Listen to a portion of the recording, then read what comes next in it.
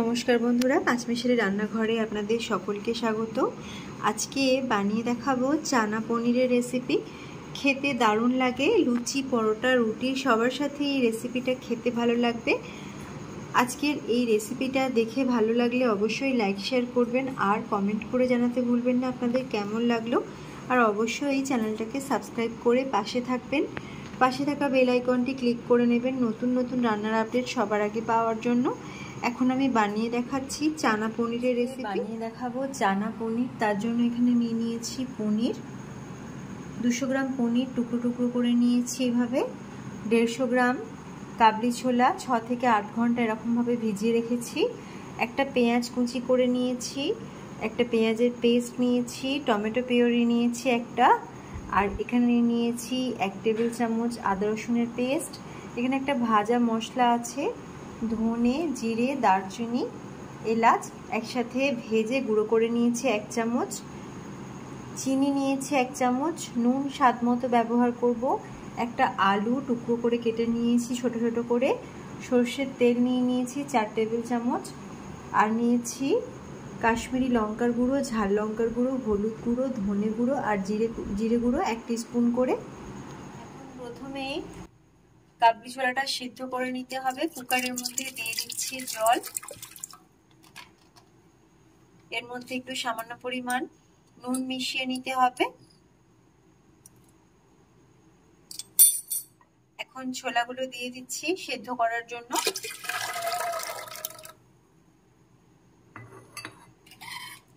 কুকারের ঢাকনা দিয়ে কয়েকটা সিটি দিয়ে নিতে হবে। 4টে সিটি দিয়ে নিয়েছি, দিয়ে গ্যাস অফ করে নিয়েছি। প্রেসারটা বার করে দেখে নিতে হবে কতটা সিদ্ধ হয়েছে।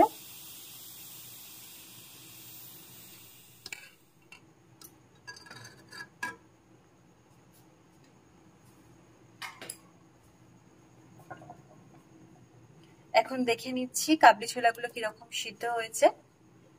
গোটা গোটাই আছে, যাতে সিদ্ধ হয়ে যায় সেই মতো দেখে নিতে হবে। এখানে সিদ্ধ খুব ভালোভাবেই হয়ে গেছে, কিন্তু ছোলাগুলো এরকম গোটা গোটা আছে। এবার আমি গ্যাসটা অফ করে দিই। কড়াইয়ের মধ্যে দিয়ে দিচ্ছি তেল,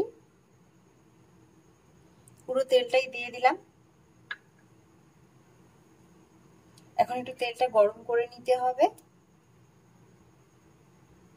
এর মধ্যে দিয়ে দিচ্ছি পনিরগুলো প্রথমে একটু ভেজে নিতে হবে।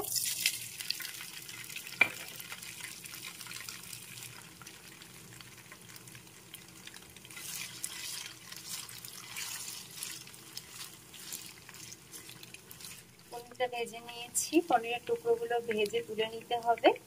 পুরো তেলটাই আমি একসাথে ঢেলে দিয়েছিলাম। এখন পনিরগুলো তুলে নেওয়ার পর এর মধ্যে ভেজে নিতে হবে আলু।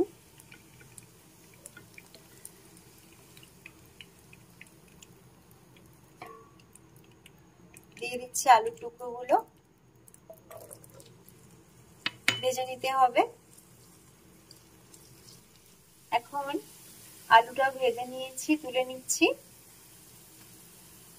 এবার এর মধ্যে পেঁয়াজ কুচি দিয়ে পেঁয়াজটাও ভেজে নিতে হবে। আলুগুলো আমি তেল থেকে তুলে নিচ্ছি, একটু ছোট ছোট করে টুকরো করেছি।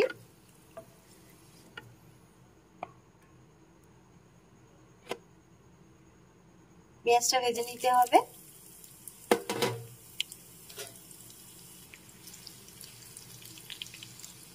এখন পেঁয়াজটা একটু নেড়ে চেড়ে ফ্রাই করে নিয়েছি। এবার এর মধ্যে দিয়ে দিচ্ছি পেঁয়াজের পেস্ট।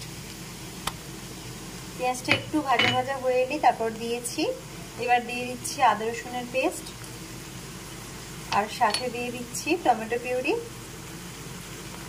মশলাটা ভালো করে কষিয়ে নিতে হবে।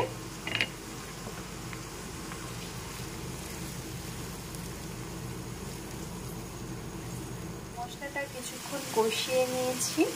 এবার এর মধ্যে দিয়ে দিচ্ছি গুঁড়ো মশলাগুলো।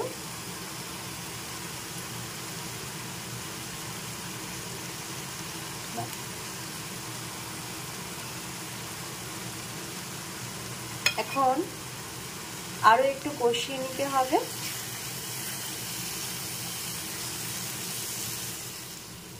মশলাটাকে বেশ কিছুক্ষণ কষিয়ে নিয়েছি। এবারের মধ্যে দিয়ে দিচ্ছি ভেজে নেওয়া আলুর টুকরো।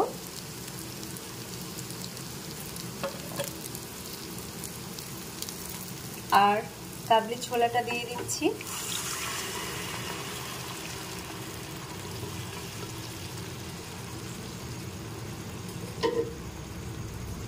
এখন ভালো করে নেড়েচেড়ে একটু মিশিয়ে নিচ্ছি।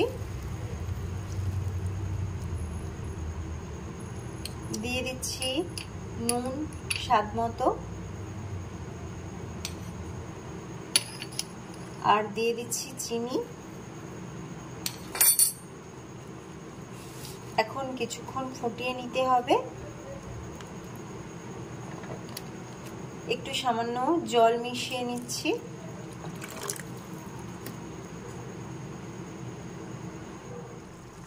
বেশ কিছুক্ষণ ফুটিয়ে নিয়েছি। এবার দিয়ে দিচ্ছি পনিরগুলো। একটু নেড়েচেড়ে আবার কিছুক্ষণ ফুটিয়ে নিতে হবে। আর আমি যে ভাজা মশলাটা রেখেছিলাম, ভাজা মশলাটাও মিশিয়ে দেব।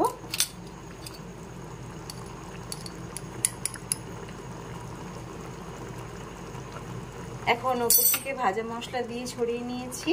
একটু ভালো করে নেড়েচেড়ে মিশিয়ে নিচ্ছি, আর একটু ফুটিয়ে নিয়ে নামিয়ে নিতে হবে। এখন একদম রেডি হয়ে গেছে চানা পনিরের রেসিপি। সাথে আমি বানিয়ে নিয়েছি লুচি। আজকের ডিনারটা লুচি আর চানা পনির দিয়েই হবে। আপনারাও ট্রাই করতে পারেন রেসিপিটা।